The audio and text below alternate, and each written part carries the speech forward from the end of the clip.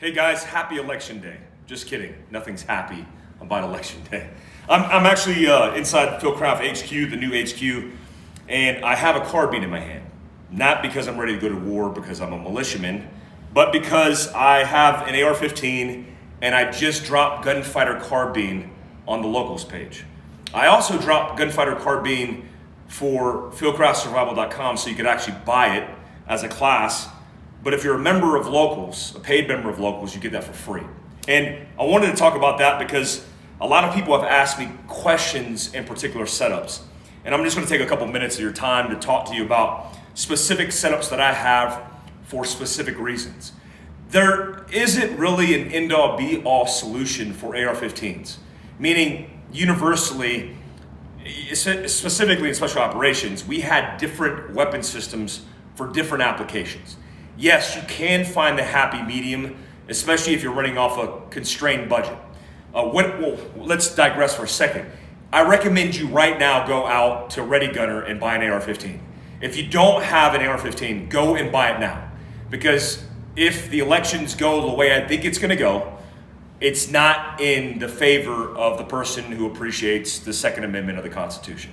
So go buy an AR-15. My favorite AR-15s are BCM and Triarch systems. Those are the main ones that I run. This is Kevin's gun. I wanted to show you this setup because here's a perfect example of trying to blend the gap between long range targets and short range, especially in close quarters battle. So one, we have an LA5 or a PAC-15 laser that's used with infrared or a vis laser that you could use to be able to put out a laser under night vision or a visible laser with a red laser in this case. And this is mil spec, it's mil grade. This has a can on it, a suppressor on it, which doesn't make it silenced because you're talking about a round that goes thousands of feet per second faster than the speed of sound. And so you're gonna get a distinct crack, which is breaking the sound barrier. So unless you're running subsonic, you're really not going to be silenced. You have in this case, I believe this is 14.5 inch barrel, which is modular, that only has a Picatinny top rail, meaning the Picatinny adapters are on the top, they're not on the sides. Now this is good for saving weight, but also for me, ergonomics, right? I like holding my gun in a C-clamp, and so I like feeling the bottom of this cylindrical thing versus feeling Picatinny quad rails, which is too much rail space. You're not gonna use that much rail anyways. Now, this particular setup has a Vortex 1:6 with an offset Bushnell optic. This is a red dot optic. Look, if I wanna reach out and touch a target with a 5.56 gun, you are completely capable of doing that. The point maximum effective range for an AR-15 or a 5.56 by 45 millimeter weapon system is about 550 meters point. And it's 800 area. So you're good beyond 500 yards, or let's call it at 500 yards. One of the things that people don't consider is their inability to identify the target being friend or foe, and their inability to be able to adjust off of a miss.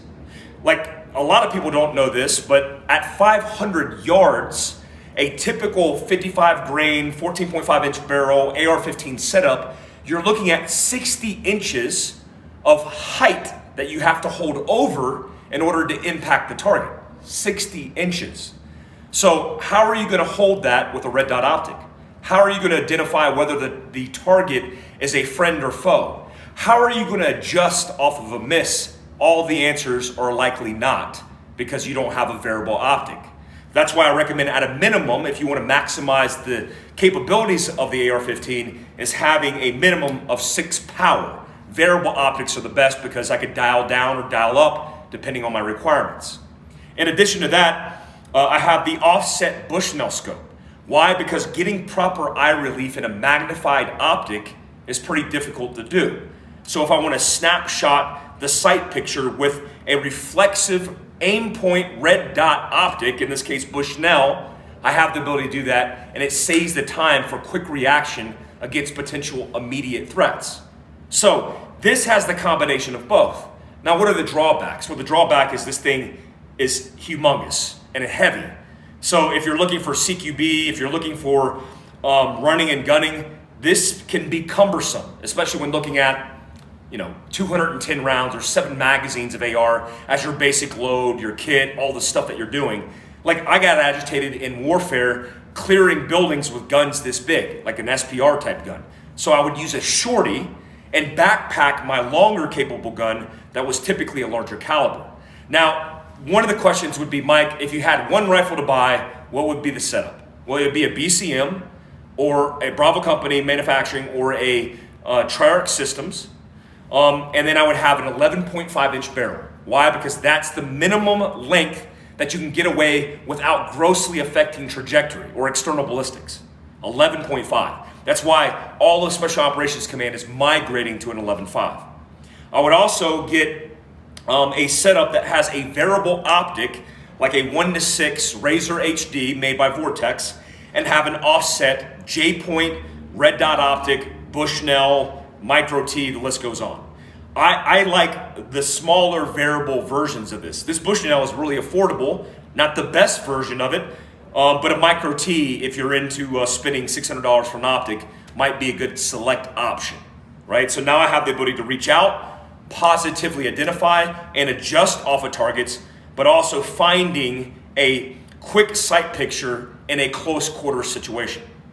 I would also take and consider that the barrel twist be a 1-in-7 twist barrel. You can get a 1-in-9 twist. It's rare nowadays to find a 1-in-9 because most barrels have gone to 1-in-7.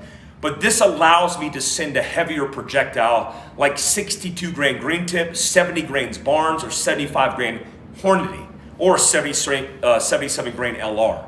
I would want a 1-in-7 twist barrel, which is a faster rotation that will allow me to optimize throwing a heavier round. Again, maximizing trajectory and effects on longer targets. In addition to that, I would have an adjustable buttstock like this one, because I would want to have points of adjustment. In a mill stock, you're looking at 5 points of adjustment, but I would want to have variable points of adjustment.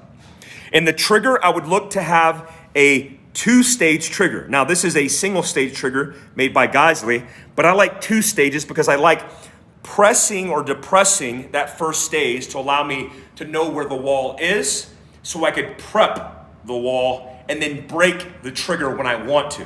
That's a good manipulation trigger control tactic, especially in long range shooting, competition, or hunting.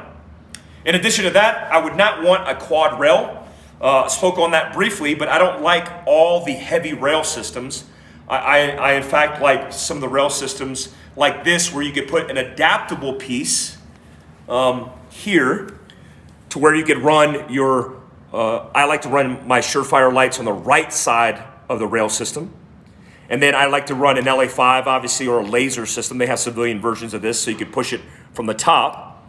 And then I'll run any additional accessories away from my hand. So this also affords you and allows you the opportunity to run a universal night sight, or even a cheaper option in night vision, monocular, that becomes a universal night sight by putting in front of your optic or your objective lens to allow you to see and shoot at night. You could run the night vision with the infrared laser and shoot from the hip if you had to, or you could run the universal night sight with this adaptable space in front of it to be able to see through your scope at night. And lastly, I would run a can on my guns. Look, if you understand, like I have my SOT with my FFL, the SOT allows me to get cans, but the systems in place now to get cans aren't that difficult. Please take advantage of the window of opportunity we're in right now, called freedom, called the Second Amendment, and exercise your rights by going out and buying the proper AR-15 setup. Now in Gunfighter Carbine, I teach you everything from holding the gun to the positioning of the gun to how to run the trigger, the list goes on. That course is online virtually right now because of the COVID restrictions and because we want to affect your mindset and your level of training in your shitter, in your bathroom, in your household, because it's difficult for a lot of people to get out and train. Right now on Locals, that's available for free for all members.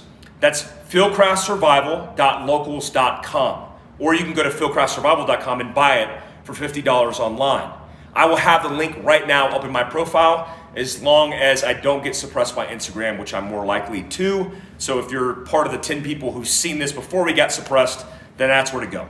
I don't believe in advocating for social media platforms that suppress people's voices, especially voices of people who are trying to better the society. We are being grossly suppressed across all the platforms. In fact, all my American contingency accounts were banned off of one of the accounts that we use called Discord that allows people to communicate in American contingency. Every single one of them, thousands of those accounts were banned and deleted. That's problematic. That's why we decided to go to locals.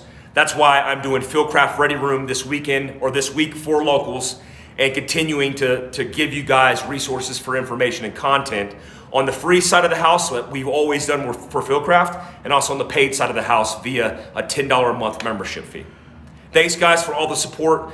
Don't get crazy. Stay at home, defend yourself, your family, your friends, and your community, and focus on you leading into potentially some turmoil that we're going to face as a nation. We will get through this together like we do everything, but we need to stick together. Thanks, guys. Peace out.